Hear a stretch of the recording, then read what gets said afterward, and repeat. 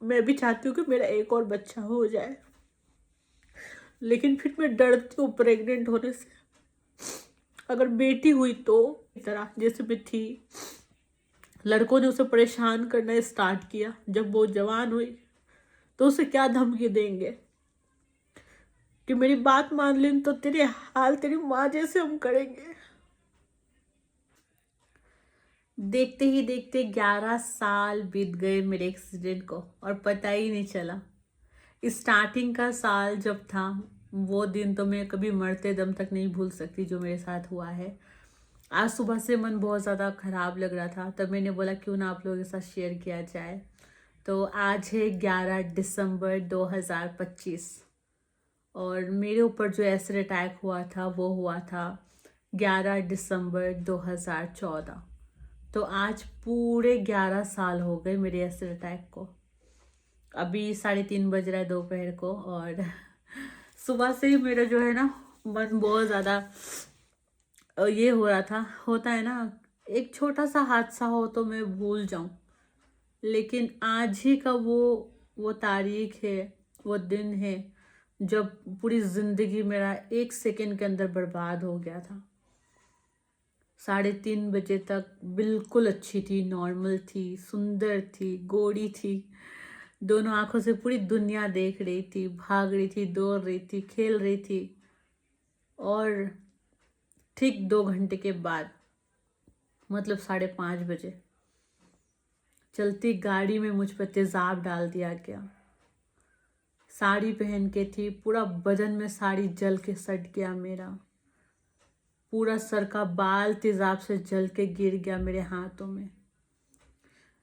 दोपहर के टाइम में अपने दोस्त के साथ गई थी, वहाँ पर बंगाल में एक कैफ़े है, वहाँ पर मैं रोज़ जाती थी। घर पे मैं नाश्ता नहीं करती थी, मैं उसी कैफ़े में जाके मॉर्निंग का मेरा कॉफ़ी होता था। तो आज के दिन मुझे आज भी याद है कि मेरी एक बेस्ट फ्रेंड थी, उसके साथ हमेशा मैं वहाँ जाती थी। हम दोनों एक साथ रोज़ नाश्ता करते थे। उसका नाम आशू है उसे मैं प्यार से महक बुलाती थी। तो वो और मैं, हम दोनों जहाँ भी जाते थे, हम दोनों सहेलियाँ एक साथ ही काम पे जाते थे, एक साथ ही हम जो है नाश्ता करते थे, एक साथ ही हम डिनर करते थे, एक साथ ही हम शॉपिंग में जाते थे, ठीक है।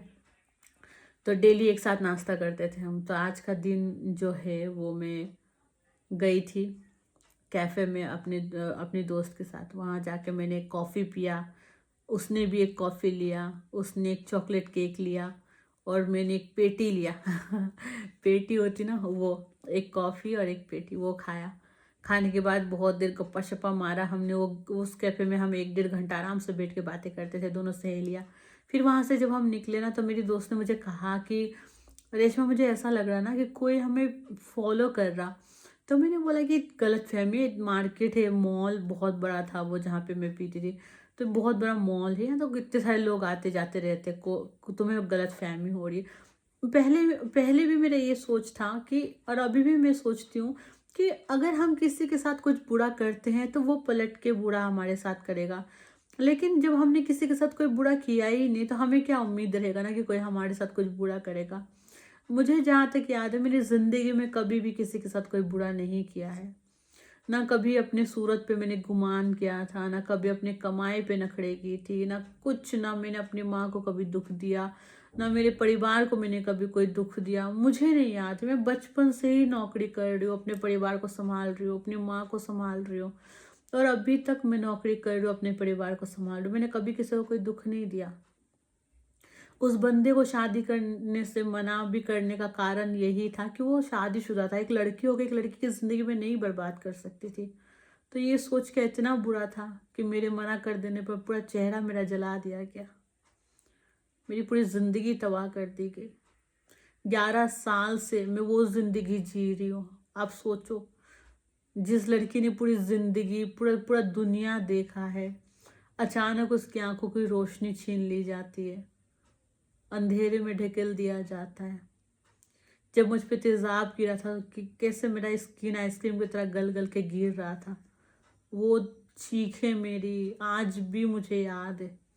वो दर्द, लोग मेरा मजाक उड़ाते, भूतनी जोम्बी चुड़ैल। लेकिन इस चुड़ैल ने कितना गुस्सा है ना, आप वो सोच भी नहीं सकते हो कभी जिंदगी में। मैं भी बहुत सुंदर थी, जीरो फिगर, गोरी चिट्टी, मरवाड़ी का बेटी मुझे कहा जाता था, सबसे अलग घर में।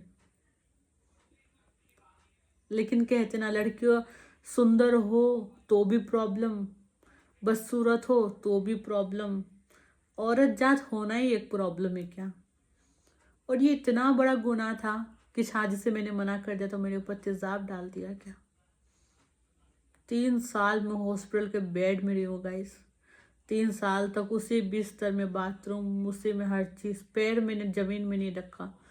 19 साल की उम्र थी मेरी, और मेरी मम्मी ने उस टाइम मेरा बाथरूम वगैरह साफ किया। आप सोचो, 19 साल की बेटी हॉस्पिटल में पड़ी है और उसकी माँ उसका हर चीज कर रही है। आप सोच रहे हो, जब मेरा एक एक सर्जरी होता था ना, कोई नहीं था मेरी माँ को संभालने वाला।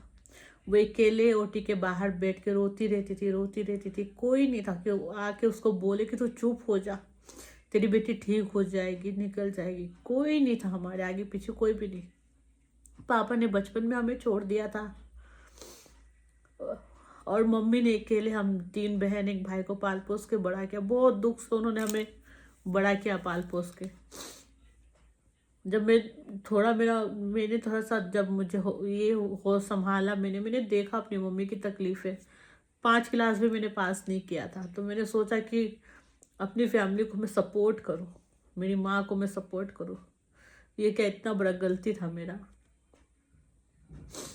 अपना पढ़ाई मैंने 5वीं पास भी नहीं की और मैंने जॉब स्टार्ट कर दिया अपनी माँ को संभालने के लिए, कि उनको मैं थोड़ा सा हेल्प कर सकूं।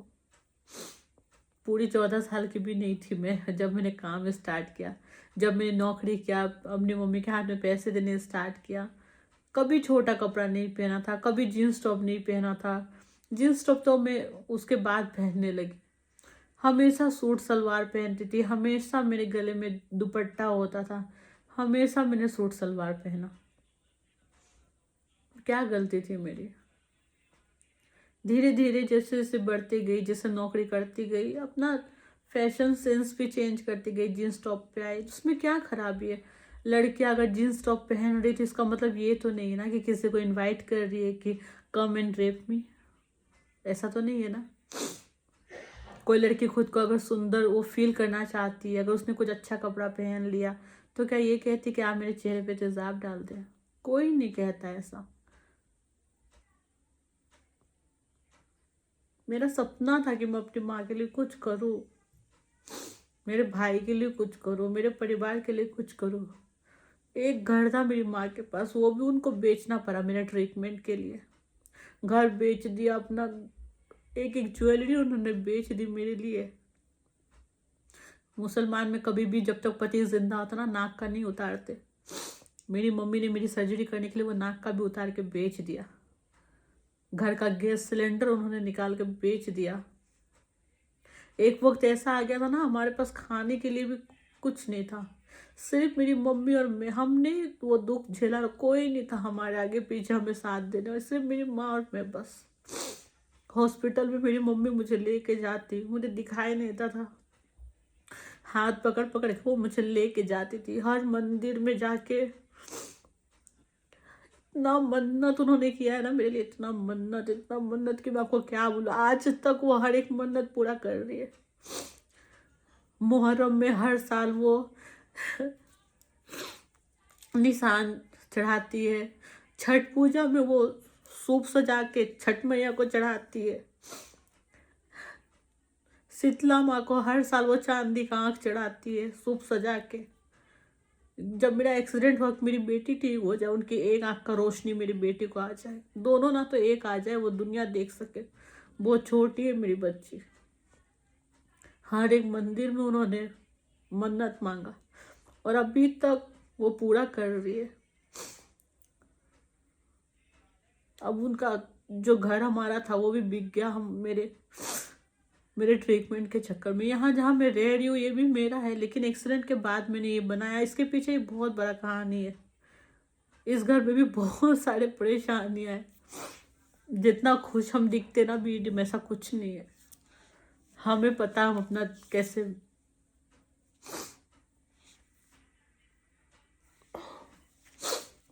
बस इतना ही कहूँगी कि जो मेरे साथ हुआ ना, किसी लड़की के साथ ना हो कभी भी।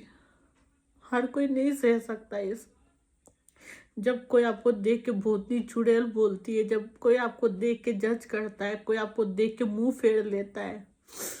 मेरे बच्चे को आप पूछते ही, वो जाके कह रहा है मम्मा मुझे स्कूल में पूछते बच्चे कि तेरी माँ को क्या हुआ है।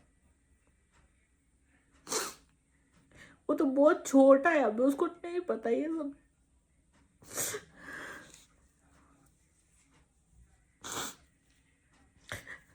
सब कहते हैं आपका एक और बच्चा हो जाए तो अच्छा होगा। मैं भी चाहती हूँ कि मेरा एक और बच्चा हो जाए, लेकिन फिर मैं डरती हूँ प्रेग्नेंट होने से। अगर बेटी हुई तो लड़कियों से क्या, अगर वो बेटी हुई मेरी जैसी होगी ना वो, अगर वो भी सुंदर हुई मेरी तरह जैसे मैं थी, लड़कों ने उसे परेशान करना स्टार्ट किया जब वो जवान हुई, तो उसे क्या धमकी देंगे कि मेरी बात मान ली तो तेरे हाल तेरी माँ जैसे हम करेंगे।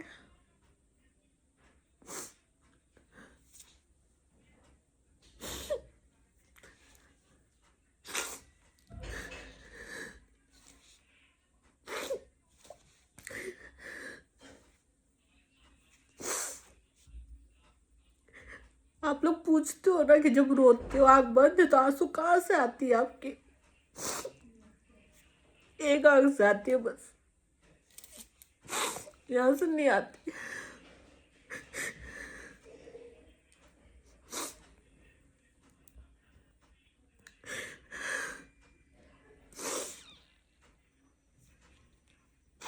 इसलिए मैं प्रेग्नेंट नहीं होती हूँ, दूसरा बच्चा का प्लानिंग नहीं करती हूँ। मैं चाहती हूँ मेरा एक बेटी हो, लेकिन डर लगता। ये समाज में नहीं करना चाहती कि मेरा कोई बेटी हो, मैं नहीं चाहती। मैं अपने शौक के चक्कर में अपने बच्चे को नहीं ये दुनिया में नहीं लाना चाहती। मैं एक को लाई हूँ, मैं वही मुझे डर लगा रहता है।